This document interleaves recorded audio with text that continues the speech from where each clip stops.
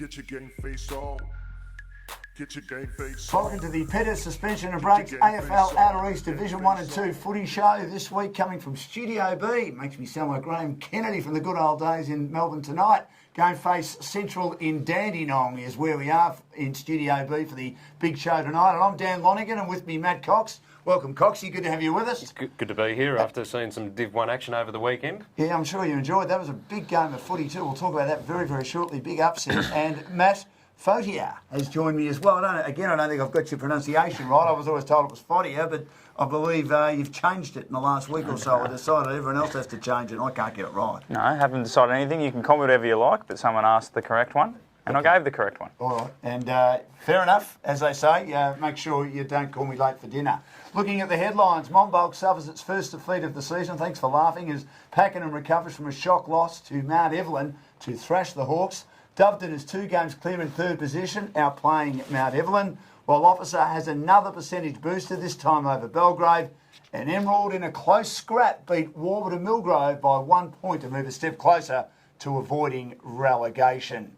The results in a nutshell: Warburton Millgrove 8-17-65, defeated by Emerald 9-12-66. Belgrave 11-10-76, losing at home to Officer 25-22-172. Doveton 12-11-83 were at home, too strong for Mount Evelyn 6-5-41. And Pakenham set it up in the first quarter 14-10-94. They were far too good for Monbulk, as we said, their first loss of the year 3-8-26. Boys, we'll start with that. Coxie, you did that game for GameFace. Pakenham were disappointing, losing to Mount Evelyn the previous week, who of course had lost to Warburton Millgrove, so they were an inconsistent side. No doubt Pakenham wanted to make a statement, and they made a statement against the team that was undefeated in the first quarter. Yeah, they set the game up from there. It was just the pressure around the ball. After probably the first 5 minutes, it was very stop-start, congested to get the game underway. But then they just clicked, and they looked hungry, they looked desperate, they just wanted to hit up targets and attack at every opportunity that they got, which rattled Monbulk. There was probably about a minute window that Monbulk got where they got their first goal of the game late towards the end of the first quarter. But apart from that, Pakenham then just shut them down for the rest of the game. They just couldn't generate any run or drive from the contest or coming off half back. Pakenham just did a number on them, and I think what is disappointing for Monbulk is the way they lost. Okay, it was a bit of a reality check for them, but just the way that they lost. I know they were missing some key players on the weekend, but you're disappointed when your brand of football isn't there against another side that's threatening. Matt, they had a lot out, and there was talk from within the club that they were not going to be surprised if they lost that match. Not that they wanted to lose that match, but they didn't have their strongest side in. Do we use that as an excuse? Do we use that as a reason? Or was it a loss they needed to have, even though it was against the second place team who might be their grand final opponents, if they both happen to be there deep in September or deep in the middle of September, if you know what I mean? It's up to them whether they want to use it as an excuse or not. You can look at it, but I spoke to Ash Green on the Thursday before the game. They were disappointed with the way they played at Monbulk, but they thought the Monbulk zone meant that there was little room for error with that kicking style. They do like to hit up targets, and that day when I was there, Monbulk's back six took a number of intercept marks and rebounded, and then were able to get Shane Williams one-on-one, and he kicked 10 on one leg. Obviously, bigger ground means there's a bit more room for error with the kicks, and you can kick to space rather than having to hit up targets. So, and that's something that a lot of coaches have said to me, that in certain areas that you actually have to be a bit more precise with your ball movement in the smaller grounds, whereas on the bigger grounds you can just there's a bit more freedom, so it might make the kicks look better, but it's just that there's more space and there's more advantage. Pakenham were hurting. Mount Evelyn, they play really well at their home ground, so they wouldn't have been too shattered by the loss again, and they had about 10 more scoring shots, so accuracy probably hurt them in that game. So it's, again, not a massive surprise, but as Matt said, it's the manner of the loss. Monbulk would have liked to get closer just on system alone. Hoddy Williams has picked up something there, and they've got something working, and it's probably still works. Had an off day, so yeah, loss they had to have. Again, that's another thing, whether you buy into it or not. They'll be saying they buy into it now, but if they'd won, they wouldn't be that. No, of course not. There you go. But good for Pakenham. Just quickly, 4 goals to Zach Stewart. 2 of them or 3 of them were from difficult set shots using the breeze, so very smart in the way that he kicked the goals. So he Good impressed player me too. Knew on the the ground. weekend. 2 goals to Benny Green, a youngster that's come out of the Vic Country under-16s program. Yep, they've been promoting his he's still in the Vic Country 6. Yeah, So- did really well in that carnival. And played really impressive for such a young guy in the senior footy side. That's good. And also to Lachlan Beecroft, I thought he had a good game. He's a talented athlete, isn't he? He's quite a natural runner and mover and jumper at the footy, and they've got a number of them on bulk. I'm not sure if Mitchell Veet played on the weekend, but he's a similar one. Kay Lind, another sort of smooth mover, as you like to call them, Dan. But Pakenham are very young, and they're building something.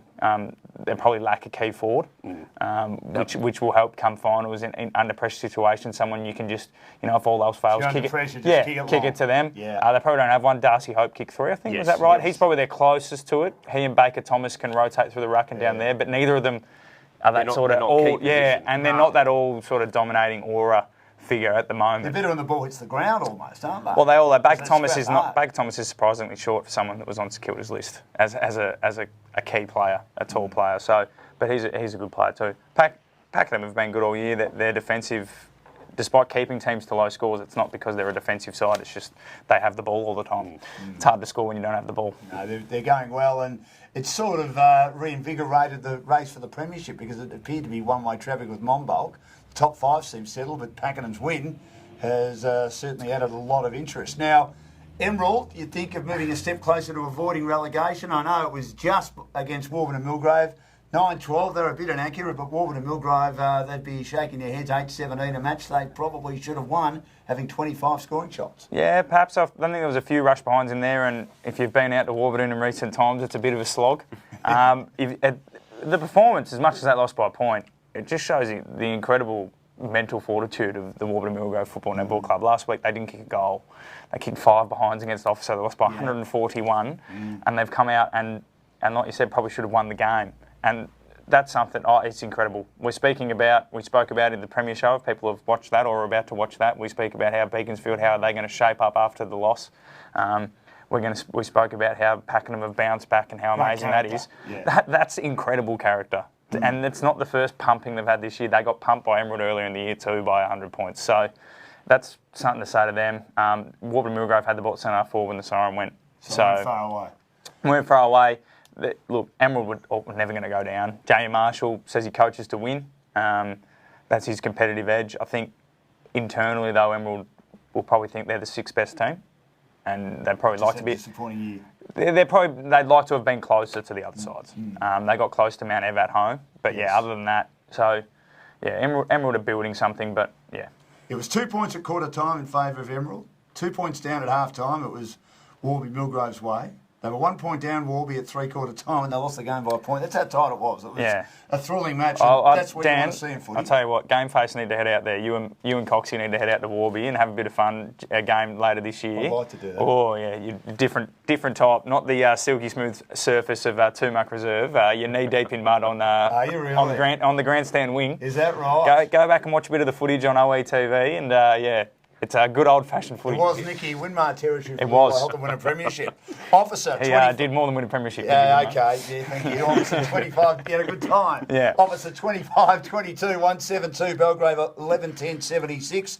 I suppose the most pleasing aspect, Matt, for Officer was they had 12 goal kickers. Yeah, and that Matt certainly Clark helped them in the lead up to the final. And Matt Clark wasn't one of them, which is usually a surprising thing. Tyler Clark was best on ground again. If he's not going to win the Officer Best and Fairest, something's wrong. Someone's rigged it because he's been best on ground almost every game. He's a really, really good player. Officer spoke to Doug Coop during the week. He said a couple of people have come to him and said that's the first time Officer have won 2 games in a row by over 10 goals in a long time. And it's the first time in a long time they've kicked over 100 points 2 games in a row. So he said last year they made the finals, but were really just the best of the rest, the makeup of the competition. Because this year they've got to learn to win and be ruthless, and they're starting to do that. A Belgrave side that got within 5 goals last time, and they killed it early and then just kept going. So really impressive for Officer.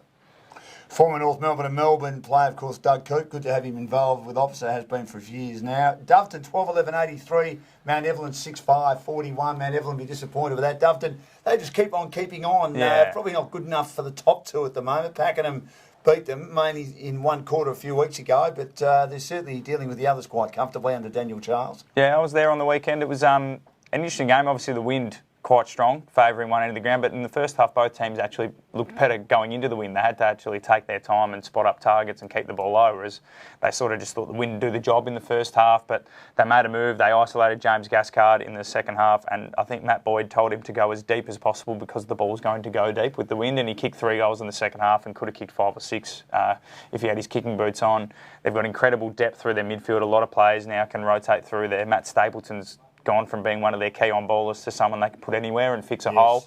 Playing well in defence, isn't he? Yeah, he is. And Matt Boyd, when he's playing, they win. He's just a calming influence. They had a couple of injuries as well. Mount Ev did okay. How many has he played, man? He's played a few, hasn't he? He seems to play. Every time I've watched him, he's played. So either he must hear that I'm coming and so I'm in. But how good is he? Just kick behind the play, issuing instructions? No, still on ball. Is he? Still on ball. Handball. His handballs go for 20 metres. Yeah. Some blokes on the ground weren't kicking it that far. He handballs that far, keeps it flat and hits his target on the move. So, yeah, and just on-field coach because he's just a genius, isn't he? He played that many games for the Bulldogs, won an AFL premiership. This stuff's easy, isn't it? I was a bit critical of him in regard to his disposal, Coxie, but at the Bulldogs, being a Dogs man, but he's still, a couple of All-Australians. And he's still in good nick, still accrues possessions as you like. For Mount Evelyn, performed well. A couple of players out in the back end of the game, one with concussion, one with a hamstring. Poor Bailey Forbes thought he was going to kick his first goal of the day and pinged his hammy just before he could pick up the ball. Max Clevercamp took an absolute hanger, so look out for that in the highlights coming up during the week, or if they haven't already been out, took an absolute hanger. But yeah, they just probably struggle with their ball use and need another forward target. Looking at the team of the week and talking of Max Clevercamp, he's not there probably for about the first time since we've brought recent the team history. Of the weeks in. Yeah, in recent history anyway.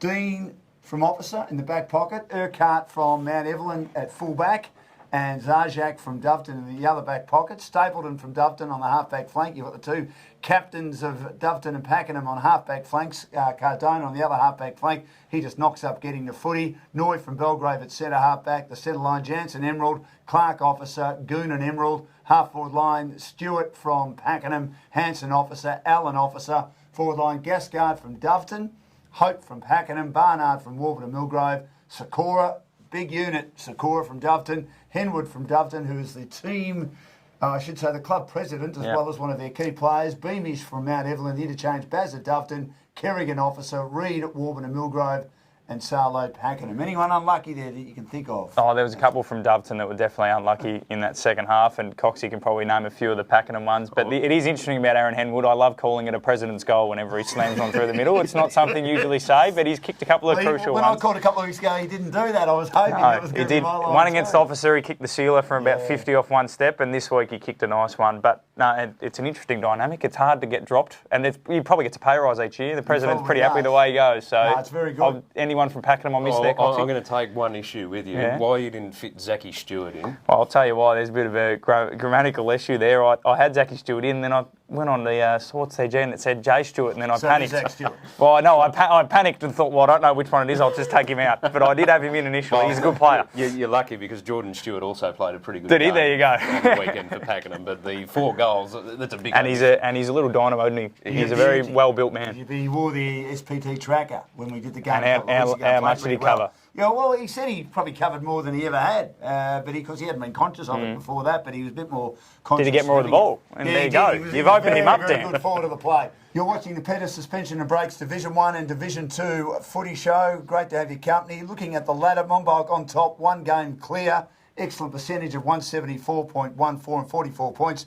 Pakenham, 166.01 on 40 points. 2 games clear of Doveton, who look pretty settled in third on 32 points. A 2-game buffer over Officer. Their percentage, 130.93 on 24 on Mount Evelyn. Wonder if they will rue that loss to Warburton and Millgrove, but I think that they'll be playing Officer in an elimination final anyway. They're on 6 wins and 6 losses, 24 points like Officer, but 8% behind, 122.21. The rest out of the running, but all trying to avoid relegation. Emerald on 12 points, and Belgrave and Warburton and Millgrove on 8. Belgrave's percentage, 60.84. Warburton and Millgrove, 46.86. 8.92, and they seem to be the two men at the moment probably vying for relegation, although Emerald's still got a little bit of work to do. They'll be used to that. Last year they did the exact same thing. Belgrave stayed up by about 0.04%, I believe. So, Is that yeah, right? Yeah. So, and Warden Millgrove's only 2 wins last year against Monbulk. So there you go, swings and roundabouts. This week, in Division 1, only 2 games. As it's a split round, why is it a split round? So again, with the only of the 8-team competition, to make sure the grand finals line up, we don't want to play the Division 1 grand final too early. Just a couple of split rounds because there's no buys as well. Monbulk against Warburton Millgrove. Coxie, you think Monbulk will win this? They want to fight back after last week's loss. They'd have to, and they'd have to show a bit more heart and a bit more endeavour than what they did on the weekend, and I think they will do it. I think Warburton Millgrove, I'd be a little bit nervous with them heading down to take on Monbulk just after the way they performed on the weekend. And they'll pack the club rooms no matter what happens, having luncheons and all sorts of things. Those club rooms have worked a treat for Monbulk, Matt, haven't they? Not that it helps them play good footy, but having a lot of people there certainly adds to the atmosphere, doesn't it? Oh, it's a good place to be at the moment. Yes. They're on top of the ladder. They've got new rooms. Everything's. They've got coach coming down every Saturday. Like I think that's why they're all there. They're all waiting. Yeah, he's They're all waiting for their time to get on Well, the. then they run away from him when he gets there. No, that's. I think that's for a different reason. But as I mentioned just before, they're particularly the netballers. Warburton Millgrove and Monbulk. Warburton Millgrove got 2 wins last year, both against Monbulk. So it is a danger game. Monbulk will not hold back, but like Coxie said, I think it could be a bad day for the Boroughs. And Pakenham, they take on Belgrave. You expect Pakenham 2 games in a row at home to win that one against Belgrave. Well, they just need to keep winning. They wouldn't want to put in a shocker, Matt, after last week's great win against Monbulk. Well, this will be a test for Pakenham, whether they can get consistency in the back half of their season. We mentioned earlier about their loss to Mount Evelyn, the good win against Monbulk on the weekend. They really need just to find that consistent level of performance, and I think they should be able to do that with what I saw on the weekend. They just looked a real well-structured outfit. What do you think, Matt? Yeah, they'll be fine. They're good at home. They're really good at home. They've had 2 losses, one to Monbulk at Monbulk when Shane Williams kicked 10, and one to Mount Evelyn at Mount Evelyn. Mount Evelyn are a good side. They had 1 slip up throughout the year. At home, they're a much better side, and Pakenham had about 8 more scoring shots. So the Lions will be fine. The top 5 settled. It's just a matter of who finishes 4th and who finishes 5th at the moment, which doesn't really make that much of a difference. Well, that's Division 1 done and dusted. This is Division 2, and it's great to be here for Pettis Suspension and Brakes, AFL Outer East, Division 1 and Division 2 footy show. I'm Dan Lonigan. With me is Matt Fattier and also Matt Cox as we take a look at the headlines. Getting French now. I'm getting French now. now. French there you now, go. even though you're Italian. Just so long as you don't leave the S off. By the end of the year, we will get the pronunciation right. No one gets my name right all the time either, but your surname is easy, Cox, isn't it? Very easy. But don't leave. But the you're S so off the close end. to a minor slip up. Absolutely not, yes, a minor slip up. Now, the Premiership battle in Division 2 hots up as Seville replaces Yarra Junction as the new league leader after dismantling the Junction. Remember the Junction? Petticoat Junction. Big show back in the 1960s. Powtown severely dent Alexandra's finals chances with a 5-goal final term while staying alive for the top 5 themselves. Yarra Glen returned to form with a vengeance, and Kinglake joins the top spot tussle with 4 rounds to go.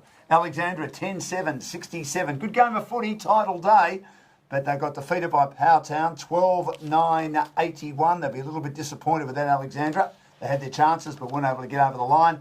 Seville 15-16, 106 ruled the roost against Yarra Junction, 5-7, 37. Kinglake 19-15, 129, too good for Thornton Eildon, 6-7, 43.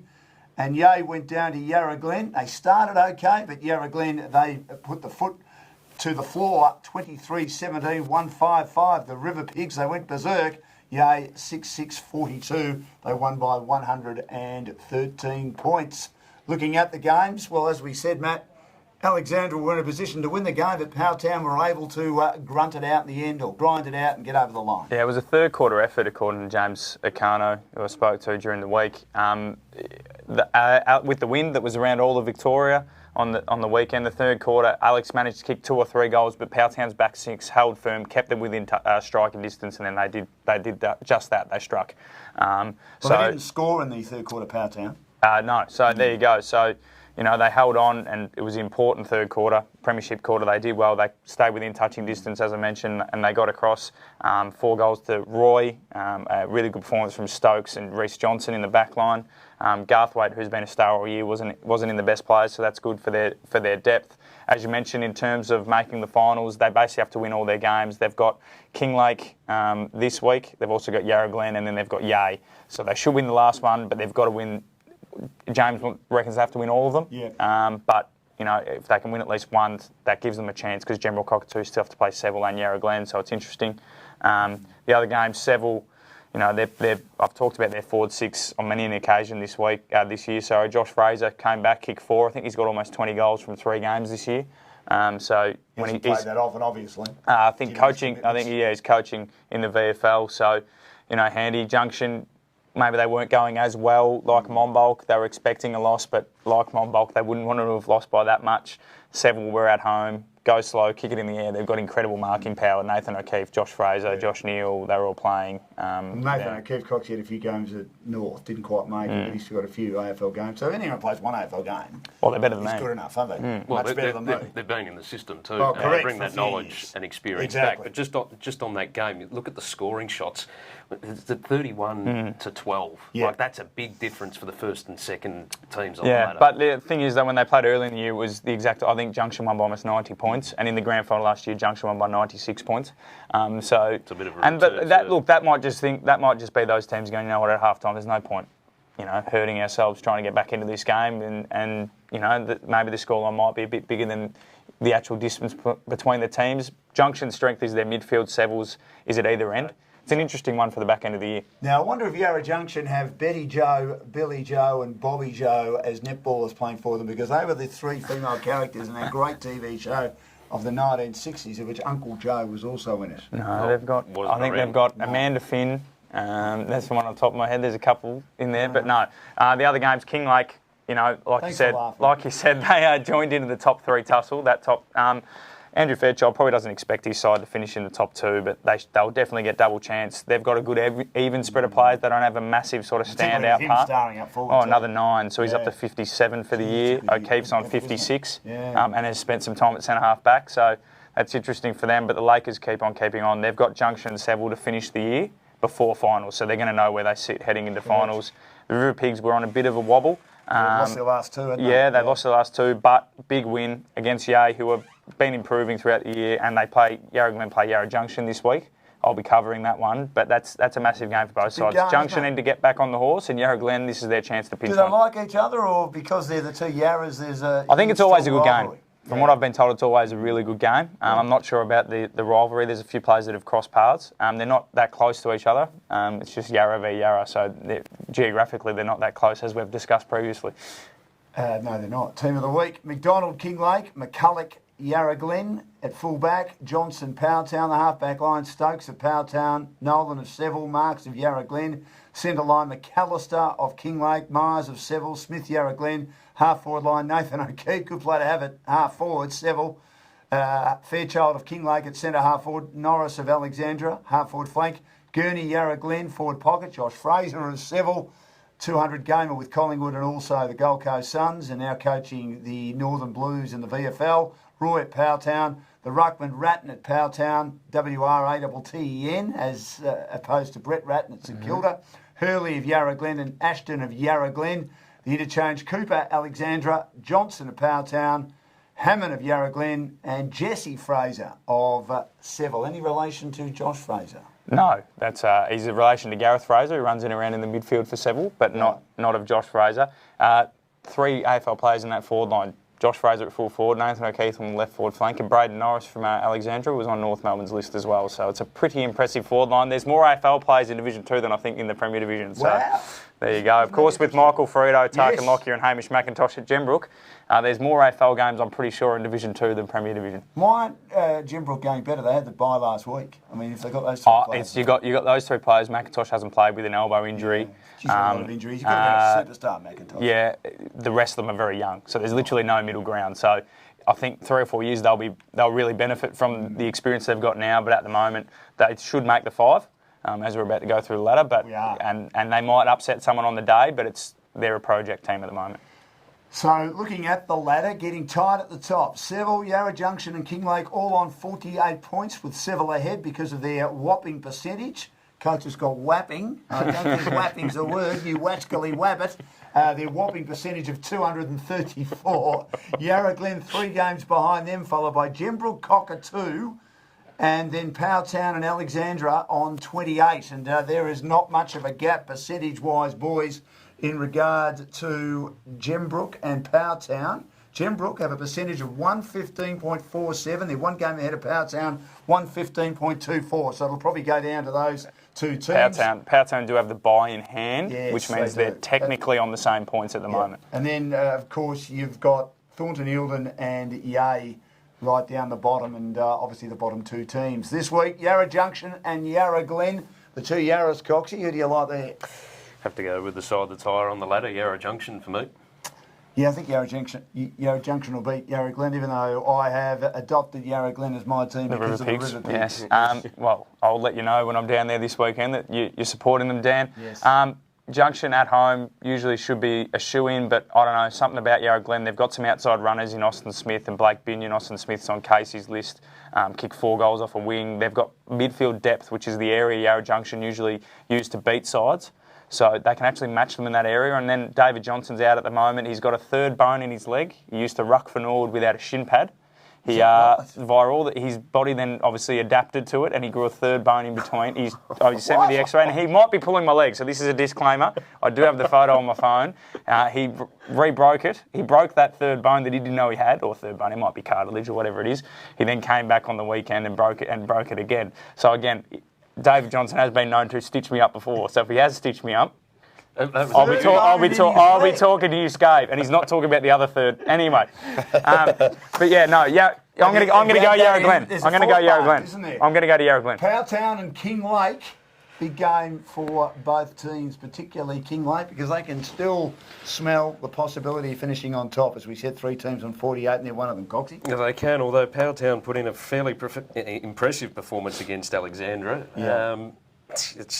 You'd have to go with Kinglake based on form and their scoring shots, but yeah, I reckon Powtown might give them just a little run for their money. Well, Alexandra, as we said, are on 28 points as well as Powtown, so it is tight, but their percentage is much more inferior to Powtown, who just need to make sure they don't get their percentage affected too much as they're just behind Gembrook Cockatoo. Yeah, Powtown. Look, I'm going to tip Kinglake, but don't be surprised if Powtown win. Their ground is, it's a high-scoring ground. It's the most high-scoring ground in the Yarra Ranges. Is that right? In history. Is it small? It is quite small. Out near so basically, Powtown, there's a sawmill, there's a footy ground, that's it. Turn around, go back. Really? No, they're a great club. 100 years this year. Pub? Oh, I'm sure there's a pub. Yeah. 100 years this year, a population in the census of under 300. 100 years of footy. They've had 18s before. They're fighting every year. So they're an incredible story, Powtown. There's plenty of stuff going on out there. Some great people as well. Don't be surprised if they win. They knocked off Yarra Junction at home in round 1. That was the only defeat Yarra Junction had until last week. Right. So on their day, they can beat them. And they're fighting for their finals of lives. Kinglake are in. Powtown need to win every game. So don't be surprised. But saying all that, Kinglake for me. Alexandra and Seville's a big game. And talking of small grounds, I was at the Shorten Reserve, just briefly at West Footscray for the WRFL for GameFace on the weekend, and that's one of the most unique grounds I've ever seen. It's got a hill on the outer side, and the ball doesn't go out until you go up the hill, and the boundary line's there. Have you been to Seville? No, I haven't. Seville is called the potato chip. Is it? Because it's a potato chip. It's No, you want to get your chips out. You got the little the potato chip. You guys have got to get out to these grounds. It's like a seesaw. You're out at Pakenham and all these nice flat open surfaces. I love those grounds. Get out to Powtown, get out to Seville, get yourself out to Alexandra. This game, Alexandra at home are a different side. They beat Yarra Glen earlier in the year there. They also basically have to win. They have to win. Yeah. There's no losses for them. But Seville, as you mentioned, 234%. If they get their front 6 out there full side, which has got Nathan O'Keefe, Josh Fraser, Patrick Rattray, who's got 40 goals this year. Yeah. Josh Neal, who's come back from the AFL Div 1 side because of his family issues. And then you've got Corey Glass and Dylan Broadway. Oh. Yeah, good luck. So, Seville for mine. Yeah, I think Seville. I can't argue with that. Hopefully Alexandra are competitive. Gembrook Cockatoo just need to keep winning. They travel to Yea.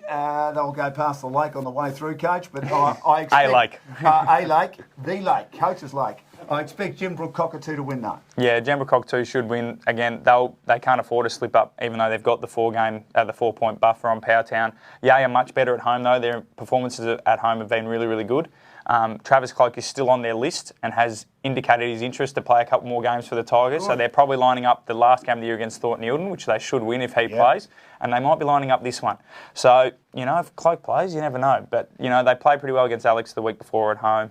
At home, they're a different side, but Brookers have to win. Yeah, must win. You're a good salesman there, Matty. I'm going to go with Yay. Here we go. You're not the first. He's not the first man who's gone for Yay on this show Travis before. Cloke's here, that'll help. Thank you, boys. That's been the Division 1 and Division 2 AFL Outer East Footy Show. Thanks to Petty Suspension and Brakes. We thank them for their loyal support. They've been wonderful all year from Studio B, GameFace, and Central Dandenong. See you next week.